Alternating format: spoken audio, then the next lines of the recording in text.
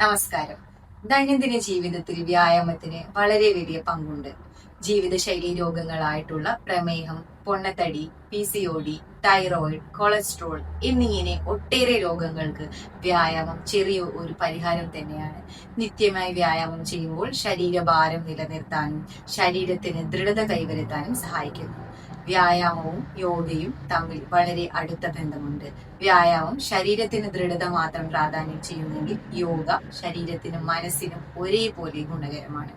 യുജസ്തു യോഗ എന്നാണ് യോഗയുടെ ശ്ലോകം. അതായത് യുജസ്തു യോഗ എന്നാൽ യുണൈറ്റ് ചെയ്യുന്നത് എന്താണോ അതാണ് യോഗ.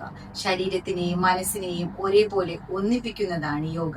യോഗയിലെ ആസനങ്ങൾ ശരീരത്തിന് ദൃഢതയും ഉറപ്പും വരുത്തുന്നുണ്ടെങ്കിൽ അതേപോലെ തന്നെ പ്രാണായാമങ്ങൾ മനസ്സിന് ബലം തരുന്നതും മനസ്സിനെ മാനസിക സമ്മർദ്ദത്തിൽ നിന്നും നിയന്ത്രിക്കാൻ സഹായിക്കുന്നതും ആണ്. ഈ വരുന്ന ശനിയാഴ്ച ഫാർമർ ഫെസ്റ്റിന്റെ യൂട്യൂബ് ചാനലിൽ ഞാനുണ്ടാവും നിങ്ങളോടുകൂടെ വ്യായാമത്തിന്റെ പ്രാധാന്യം നിത്യജീവിതത്തിൽ എന്ന വിഷയത്തെക്കുറിച്ച് സംസാരിക്കാൻ.